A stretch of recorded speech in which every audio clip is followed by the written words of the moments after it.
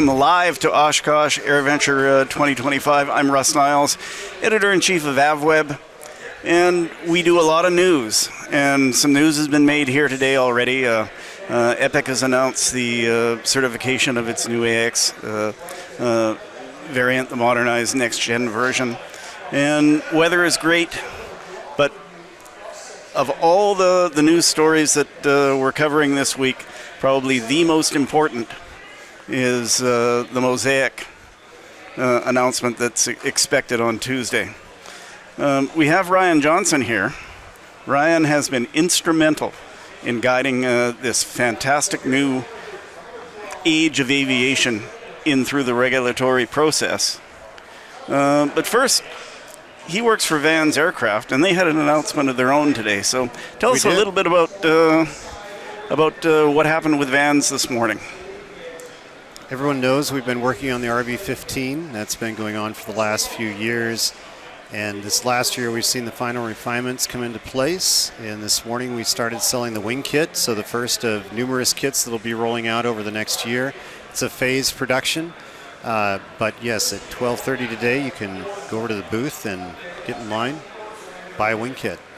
Very exciting news. We believe it's bringing what means to be an RV to aviation to high wings. So excited to see that airplane roll out and users to start to enjoy the same thing we've been enjoying as test pilots for the last couple of years. Now, it's particularly significant when you consider where Vans was at this time last year.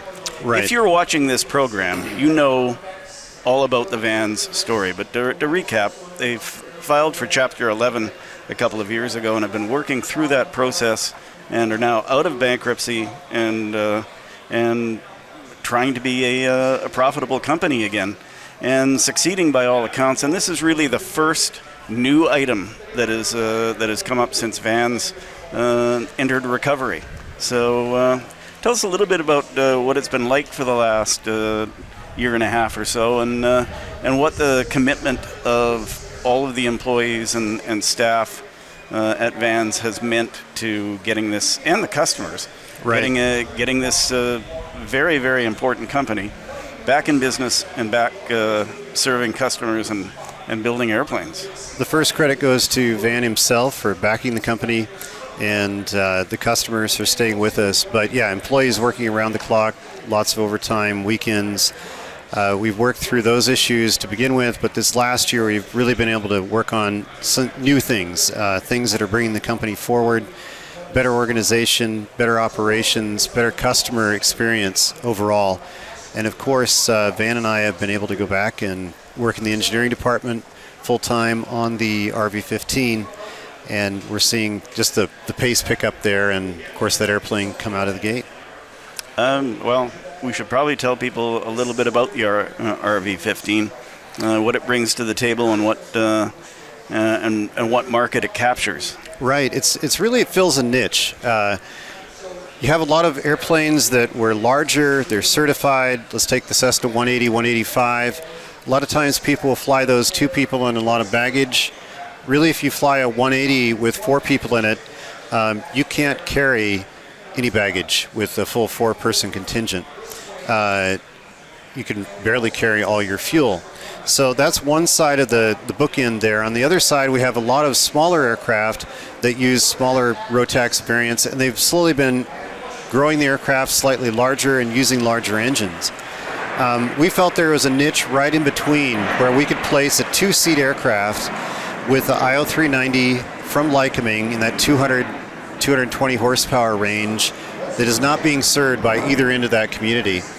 There'll be an affordable airplane with great utility for the market. So we have, the airplane has 900 plus pounds of useful load. We'll easily be able to achieve that. We have 60 gallons of fuel. So most Cubs have less than 40 gallons of useful fuel. And 2-place, side by side. Right now, if you go to the booth, you can see that we have a 55-gallon drum and a Home Depot black and yellow tote in there. So either one of those items couldn't be placed in some other baggage compartments on other aircraft.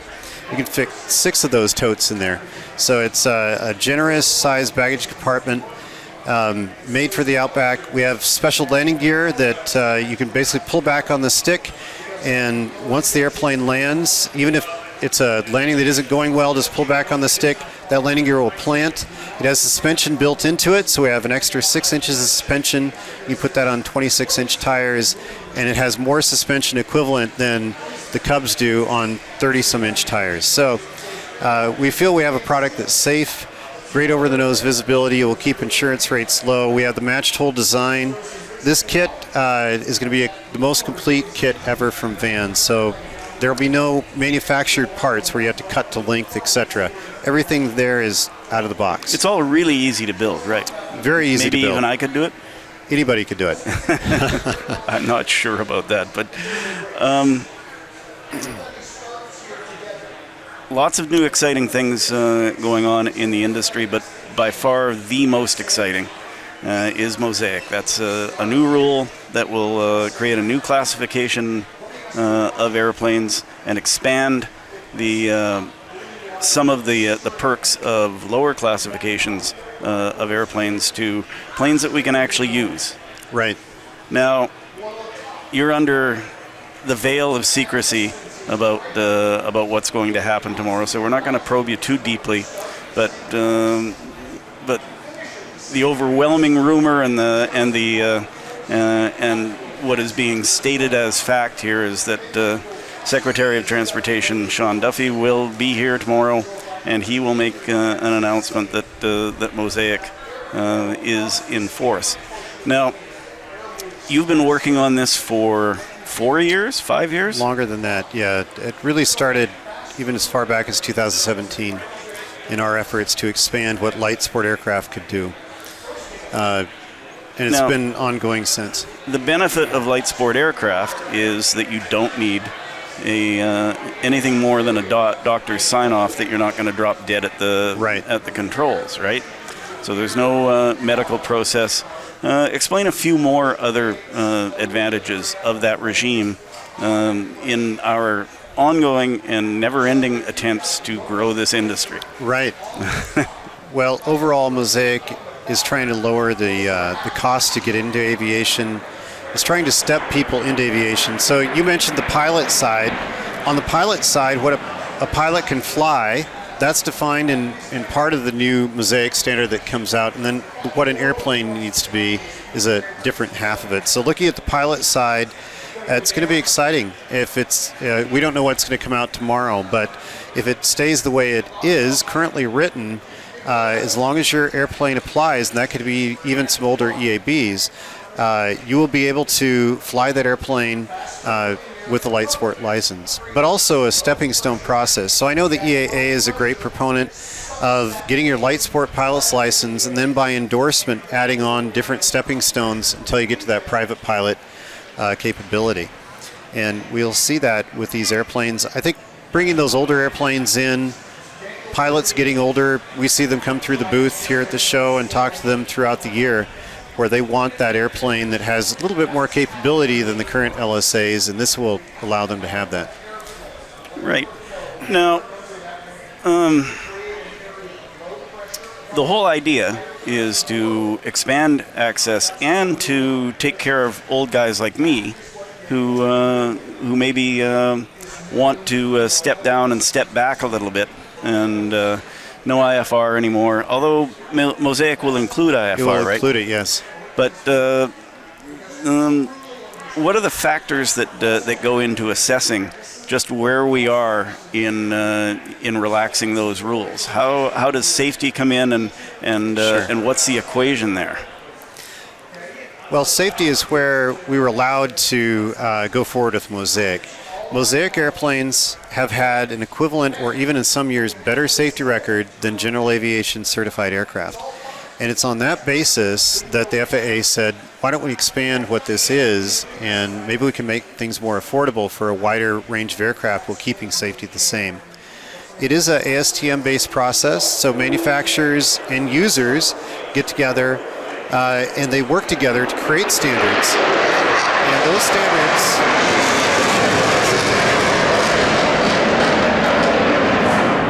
those standards are used to set the level of safety. As a final checkoff, we submit those standards to the FAA, and they agree that they're at the level or the bar that they need to be.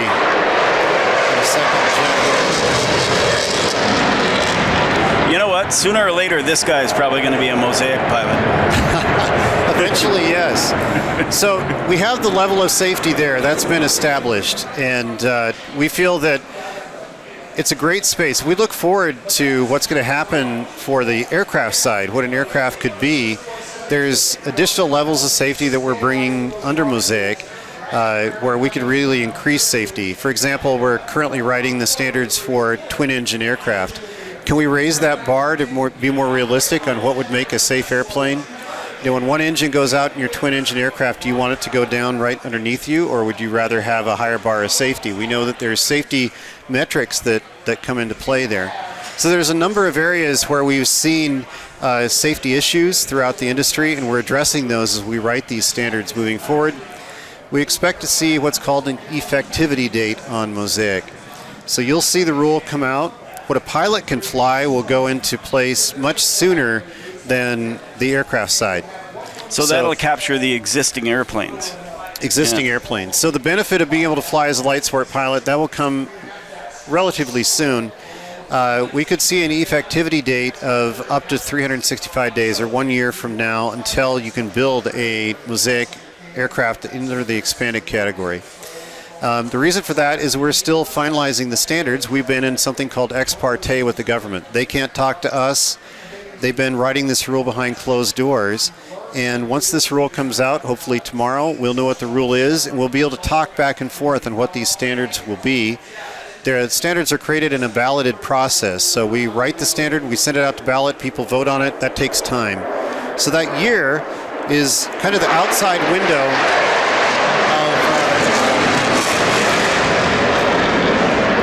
of how much time it would take for these standards to put in place through the balloted process.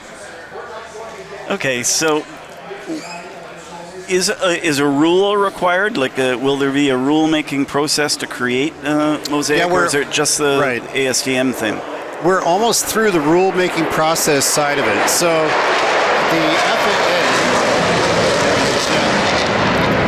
the FAA has written a proposed rule, and they submitted that rule to the public. The public has publicly commented on it. The FAA has to go back and review all of those comments, change the rule, and now we're waiting for the final rule to come out. Once the final rule is in place, then ASTM is writing a means of compliance to that rule. So the actual design standards that you have to meet as a manufacturer to make an airplane that complies with that rule. So what's the impact on the OEMs? Are OEMs going to start coming up with Mosaic designs? Yes, it's already underway. You see a lot of airplanes advertising Mosaic ready. So, yes, airplanes, even though they didn't know what the rule was. That's correct, but we've been writing it behind closed doors and kind of anticipating what we think it will be. So, yes, there's various smoke signals being sent back and forth, and we're working through the process.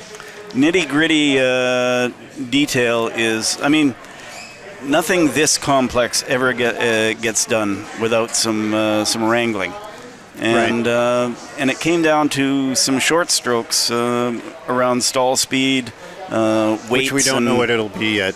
But the general push was to increase stall speed to capture more airplanes, right? And all I can say Pipers is, I believe that the FAA's been great at listening during this process, and I think we're going to be happy with what comes out when the rule finally does come out. Well, it was the stall speed arguments were loud and clear. Yes, and they were unanimous to increase the stall speed. And we're talking in the mid-50s, right? Yeah, I believe we'll see an increase. Yes, and that captures a whole bunch of legacy airplanes that are in those 50s range and are very popular among. The great thing about the FAA side of this is we have real FAA members that fly airplanes in this category. They're not people that are, unaware of the need of this industry at this level and to reduce the cost in aviation.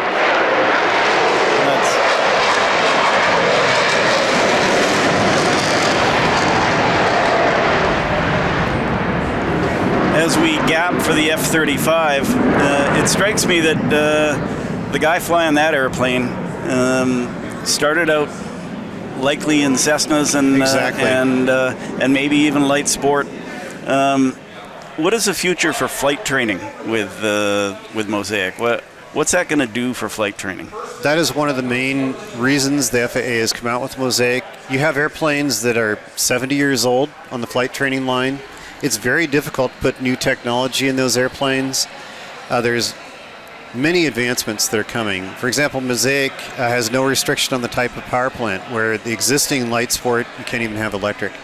And long term, we're seeing things just open up in many windows. But creating that low-cost trainer, which may be Rotax or Lycoming powered, that can go out onto the assembly line, efficiently be built, come out at a reasonable cost, and flight schools can put an airplane on the assembly line or on their line that has low-cost avionics that take us to the next level. It's not just steam gauges anymore.